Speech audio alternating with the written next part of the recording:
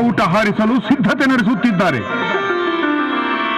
ಬಂಧುಗಳೇ, ನಮ್ಮ ಪವಿತ್ರ ನೆಲದಲ್ಲಿ ಬ್ರಿಟಿಷರ ಕೊಳಕು ಪಾದಗಳು ನಡೆದಾಡುತ್ತಿವೆ. ನಾವೀಗ ಅವರ ಕಾಲಿಗೆ ಬುದ್ಧಿ ಹೇಳಬೇಕಾಗಿದೆ. ಪೊಲೀಸರು ಏನೇ ಮಾಡಿದರೂ ಶಾಂತಿ ಇರಲಿ, ನಮ್ಮಿಂದ ಪ್ರತಿಹಿಂಸೆ ಆಗದಿರಲಿ. ಎಲ್ಲರೂ ಗಟ್ಟಿಯಾಗಿ ಹೇಳಿ, ಭಾರತಾಂಬೆಗೆ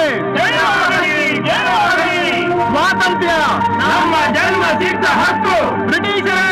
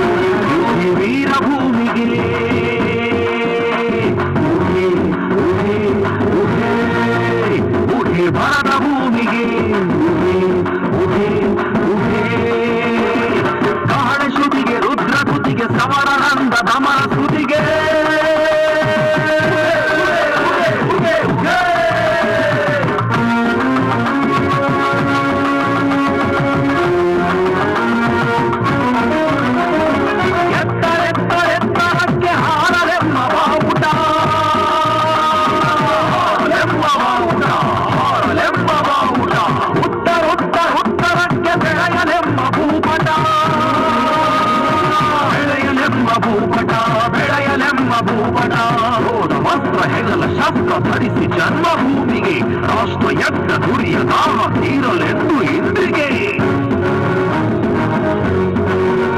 ಉಡಿ ವೀರಭೂಮಿಗೆ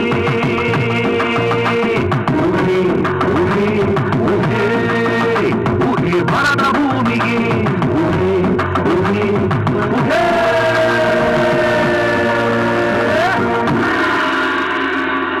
ರಾಮಾಚಾರ್, ನಾಗಯ್ಯರೆಡ್ಡಿ, ನಿಲ್ಸಿ. ಕಾನೂನು ಕೈಗೆ ತಗೋಬೇಡಿ. ವಿಪರೀತ ಜನ ಸೇರಿದ್ದಾರೆ. ಏನಾದರೂ ಅನಾಹುತ ಆದ್ರೆ ಅಮಾಯಕ ಜನ ಸಾಯ್ತಾರೆ. ಕಲೆಕ್ಟರ್ ಸಾಹೇಬ್ರೆ, ಈ ಜನ ಸಾವಿಗೆ ಸಿದ್ಧರಾಗೇ ಬಂದಿದ್ದಾರೆ. ಬ್ರಿಟಿಷರ ಎಂದಿನ ಕಾಚಿಗೆ ಜೊಲ್ಲು ಸುರಿಸೋ ನಾಯಿಗಳಲ್ಲ ಇವರು.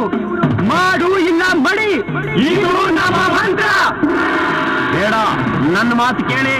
ಧ್ವಜ ಮಾತ್ರ ಹಾರಿಸಬೇಡಿ. ನಿಷೇಧಾಜ್ಞೆ ಉಲ್ಲಂಘಿಸಬೇಡಿ. ಇಲ್ಲ, ಉಲ್ಲಂಘಿಸ್ತೀವಿ.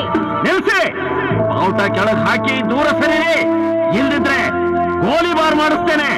ನಮ್ ಪ್ರಾಣ ಹೋದ್ರು ಸರಿ, ನಾವು ಮಾತ್ರ ಬಾವುಟ ಕೆಳಗಿಸಲ್ಲ. ನೋಡಿ, ನನ್ನ ಮಾತು ಕೇಳಿ. ಆಗಲ್ಲ.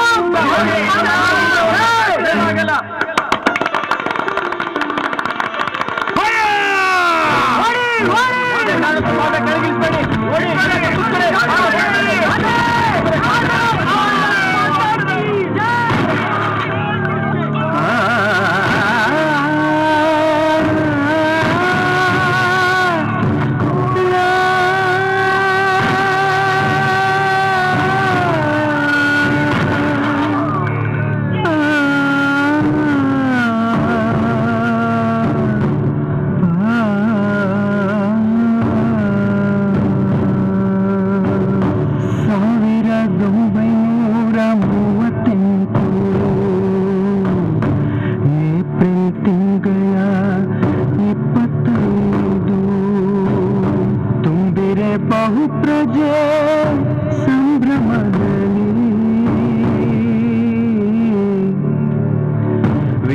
ವಿದುರಾಶ್ವತ್ಥದ ಜಾತ್ರೆಯಳು ಸ್ತಂಭದಿ ಮೆರೆಯುವ ಧ್ವಜ ಸತ್ಯಾಗ್ರಹ ಕಾಂಗ್ರೆಸ್ ಕೂಟದಿ ಕುಡಿರಲು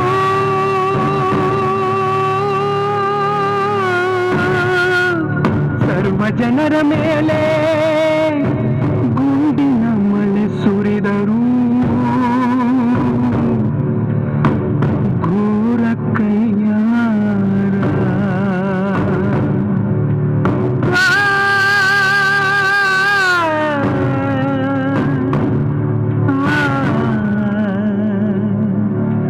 ಕಂಡಿರಾ ವಿದುರಾಶ್ವತ್ಥದಲ್ಲಿ ನಡೆದ ಕಗ್ಗೊಲೆಯನ್ನು?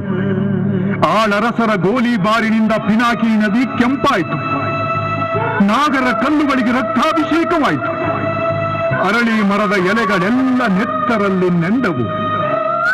ಪಂಜಾಬಿನ ಜಲಿಯನ್ ವಾಲಾಬಾಗ್ನಲ್ಲಿ ಸತ್ಯಾಗ್ರಹಕ್ಕೆ ಸೇರಿದ್ದ ಜನರ ಮೇಲೆ ಗುಂಡಿನ ಮಳೆ ಸುರಿದಂತೆ ಇನ್ನೂ ಸುರಿದರು.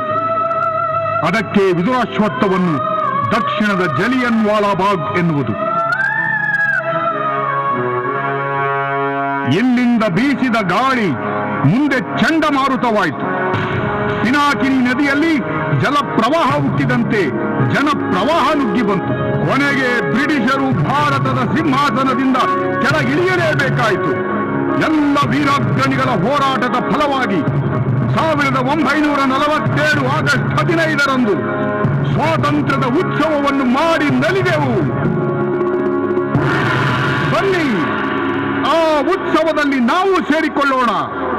ಜೈ ಭಾರತಾಂಬೆ, ವಂದೇ ಮಾತರಂ.